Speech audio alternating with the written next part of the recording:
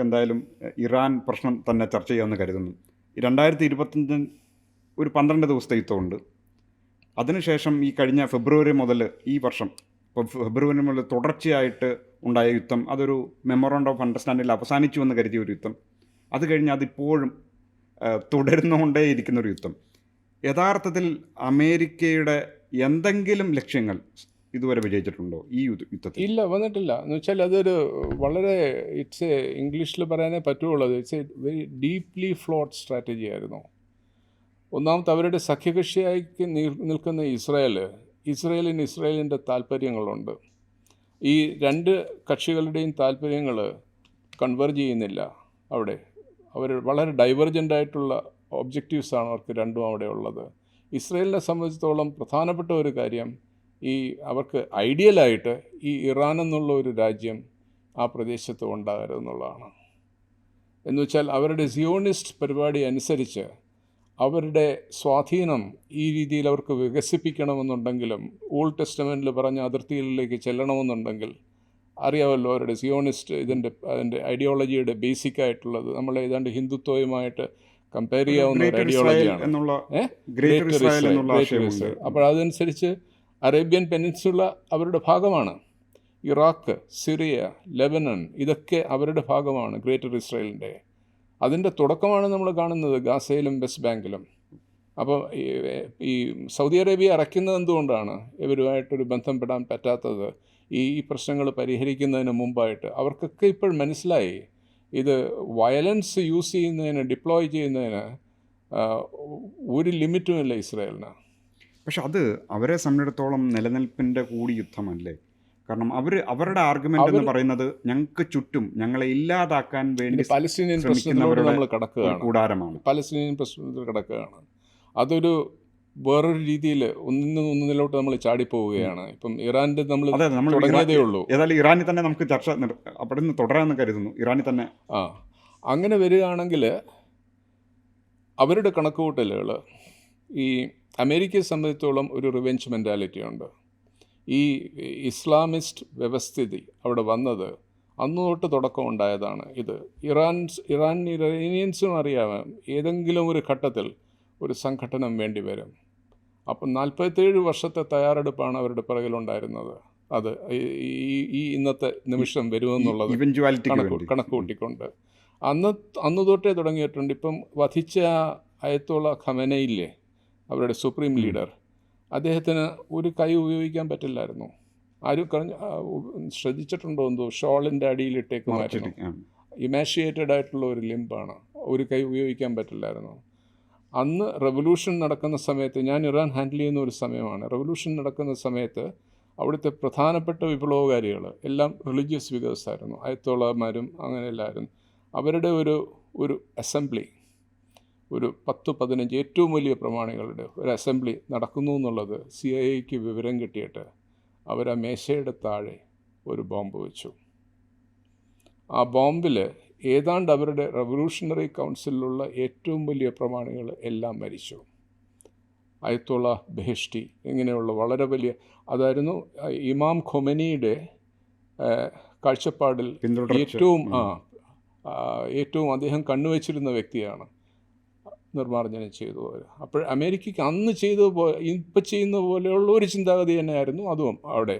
ഇവരുടെ ഈ ലീഡർഷിപ്പിനെ തകർക്കുകയാണെങ്കിൽ ഈ വിപ്ലവം അതോടെ തീരും എന്നുള്ളതായിരുന്നു. അത് ഇന്നും മനസ്സിലായിട്ടില്ല അവർക്ക്. ട്രംപ് തന്നെ പറഞ്ഞു, ഇത്രയധികം ബോംബ് ചെയ്തതിന് ശേഷം ഇവർക്ക് എന്താ ഈ ക്യാപിറ്റുലേറ്റ് ചെയ്യാൻ വയ്യാത്തത്, സറണ്ടർ ചെയ്യാൻ വയ്യാത്തത് എന്തുകൊണ്ടാണ് അവർ എന്ന് വെച്ചാൽ അദ്ദേഹം പറഞ്ഞു പിടിപ്പിച്ചിരിക്കുന്ന എല്ലാവരും 1.5 ദിവസം അവിടെ ബോംബ് ചെയ്യുകയാണെങ്കിൽ അവിടുത്തെ സംവിധാനം മുഴുവൻ തീരുമെന്നുള്ളതാണ്. എന്തുകൊണ്ടാണത്? കാര്യം, ഒന്നാമത്തെ കാര്യം, അവർക്ക് ഈ റെവല്യൂഷന് ഒരു സോഷ്യൽ ബേസ് ഉണ്ടായിരുന്നു എന്നുള്ള ആ യാഥാർത്ഥ്യം ഇന്നും അംഗീകരിച്ചു കൊടുക്കാൻ അവർ തയ്യാറല്ല. അപ്പം അതിൻ്റെ കാര്യം ഉദാഹരണത്തിന് നമുക്കെടുക്കാം. പല രാജ്യങ്ങളിലും ഇത് നടന്നിട്ടുണ്ട്. പക്ഷേ ഇസ്ലാമിസ്റ്റും മുള്ള ഭരണവുമാണ് എന്നാണ് ഇവിടെ എല്ലാം ചിത്രീകരിക്കുന്നത്. പക്ഷേ എന്താണ് കണ്ടത് നമ്മൾ? ഒരു ചെരുപ്പുകുത്തിയുടെ മകൻ തിരഞ്ഞെടുപ്പ് വഴി പ്രസിഡൻ്റാവുന്നു, അഹമ്മദിനെജാദ്. രണ്ടാമത്തെ ടേമിൽ റീ എലക്ഷൻ വന്നപ്പോൾ ആദ്യത്തേതിൽ നിന്നും കൂടുതൽ മെജോറിറ്റി കിട്ടി, വീണ്ടും തുടരുന്നു. 8 വർഷം 2 ടേമാണ് അവിടെ അനുവദിച്ചിട്ടുള്ളത്. 8 വർഷം ആർക്കും തടയാൻ വയ്യാത്ത രീതിയിൽ പ്രസിഡൻ്റായിരുന്നു അദ്ദേഹം അവിടെ രാജ്യത്ത്. അപ്പോൾ അദ്ദേഹം സമർത്ഥനായിട്ടുള്ള ഒരു വിദ്യാർത്ഥിയായിരുന്നു, പഠിച്ചു, തെഹ്റാൻ യൂണിവേഴ്സിറ്റിയിൽ പ്രൊഫസറായി, എന്നിട്ട് രാഷ്ട്രീയ രംഗത്ത് കടന്നു വരുന്നു. അത്തരത്തിലുള്ളൊരു മനുഷ്യനാണ്. ഇന്നത്തെ ആൾ ഡോക്ടറാണ്, പെസഷ്കിയാൻ ഒരു ഡോക്ടറാണ്. അപ്പം വരുന്നു. അവർ റിലീജിയസ് ആണോ ഇല്ലെന്നുള്ളതല്ല അതിൽ കാര്യം, റിലീജിയസ് ആയിരുന്നു. പക്ഷേ അവിടെ ഒരു സോഷ്യൽ മൊബിലിറ്റി ഉണ്ടായി ഈ വിപ്ലവം കാരണം. എന്ന് വെച്ചാൽ അതിനൊരു ഇക്കണോമിക് കണ്ടൻറ്റും ഉണ്ട്. പണ്ടത്തെ സംവിധാനത്തിലോട്ട് നോക്കുമ്പോൾ ഒരു ടിറനി ആയിരുന്നു അവിടെ ഉണ്ടായിരുന്നത്. ആ സംവിധാനത്തിൽ നിന്നും മാറി ഒരു ചെരുപ്പൂത്തിയുടെ മകനും പോലും ആഗ്രഹിക്കാനുള്ള അവകാശമുണ്ടായിരുന്നു പ്രസിഡൻ്റ് ആകാൻ പറ്റുമെന്നുള്ളത്. അതാണ് അഹമ്മദിനജാദ് പ്രതികരിക്കുന്നത്. അപ്പോൾ അത്തരത്തിലുള്ള ഒരു സോഷ്യൽ മൊബിലിറ്റി വരുമ്പോൾ ഒരു ഇൻട്രസ്റ്റ് ഗ്രൂപ്പ്സ് ഡെവലപ്പ് ചെയ്യല്ലേ. എന്ന് വെച്ചാൽ ഇത്തരത്തിലുള്ള ഒരു സംവിധാനം നമ്മൾക്ക് തന്ന ഒരു വിപ്ലവമാണിത്. അപ്പോൾ ആ വിപ്ലവത്തിന് വേണ്ടി അവർ ജീവൻ മുഴുവൻ മുടക്കാനായിട്ട് അവർക്ക് സന്നദ്ധതയുണ്ട്. അപ്പോൾ ഇന്നത് യൂണിഫൈ ചെയ്തിരിക്കുന്നു. ഇപ്പോൾ അമേരിക്കയുടെ ആക്രമണം വന്നപ്പോൾ ഇത് എക്സിസ്റ്റൻഷ്യലായിട്ടുള്ള ഇതാണ്, ഈ വിപ്ലവത്തിനെ തകർക്കാനുള്ള ഒരു സംരംഭമാണിത് എന്ന് മനസ്സിലായപ്പോൾ അവരുടെ ഷിയ പോളിറ്റിക്സ് ഒന്ന് മാറട്ടെ ഞാനത്. ഷിയ പോളിറ്റിക്സ് വളരെ ആക്രമോണിയസ് ആണ്. ചരിത്രത്തിൽ അറിയാമല്ലോ, ഈ സുന്നി ഷിസം ഉണ്ടാകുന്നത് തന്നെ ഇത്തരത്തിലുള്ള ഒരു വഴക്കിടലാണ്. കുടുംബത്തിനകത്തുള്ള ഒരു വഴക്കിടലിൽ കൂടെയാണ് വന്നത്. അത് വരണമെന്ന് തന്നെ കാര്യമില്ലായിരുന്നു. പക്ഷേ ഈ മതപ്രസ്ഥാനങ്ങളിൽ അത് വരാറുണ്ട് പല സ്ഥലത്തും. ക്രിസ്ത്യാനിറ്റിയിലും വന്നിട്ടുണ്ട്, ഓർത്തഡോക്സ് ചർച്ച് വന്നത് ഒക്കെ ഇങ്ങനെയാണല്ലോ 1000 വർഷം മുമ്പ്. അപ്പോൾ അതുപോലെ ഉള്ള ഒരു രാഷ്ട്രീയമാണ് ഈ ഷിയ കൾച്ചർ, ഷിയ പോളിറ്റിക്സ്. അത് ഇന്നും ഇറാനിൽ നിലനിൽക്കുന്നുണ്ട്. അതായത് ഞാനവിടെ കണ്ടിരുന്നത് കഴിഞ്ഞ എത്രയോ വർഷമായിട്ട് ഞാൻ അവരായിട്ട് ഇടപെട്ടിട്ടുള്ള ഒരു രാജ്യമാണ്. അപ്പോൾ അവിടെ കണ്ടിട്ടുള്ളത് അവർ എല്ലാ കാര്യങ്ങളിലും വലിയ ഫാക്ഷൻസാണ് അവരുടെ പ്രസ്ഥാനത്തിൻ്റെ അകത്ത്. അപ്പോൾ ഈ അമീബ എന്ന് നമ്മൾ പറയത്തില്ലേ, അമീബ എന്ന് പറയുന്ന ഇങ്ങനെ മ്യൂട്ടേറ്റ് ചെയ്യുന്നത്. അമീബ മ്യൂട്ടേറ്റ് ചെയ്യുമല്ലോ, അതിനൊരു സ്റ്റാറ്റിക്കായിട്ട് ഒരു ഫോമില്ല, അത് മ്യൂട്ടേറ്റ് ചെയ്ത് പല ഷേപ്പിലാവും. അതാണ് ശരിക്കും ഷിയ പോളിറ്റിക്സ്. ഫാക്ഷൻസാണ്, അങ്ങോട്ടും ഇങ്ങോട്ടും ഭയങ്കര തർക്കവും വടംവലിയും എല്ലാം നടക്കുന്നുണ്ട്.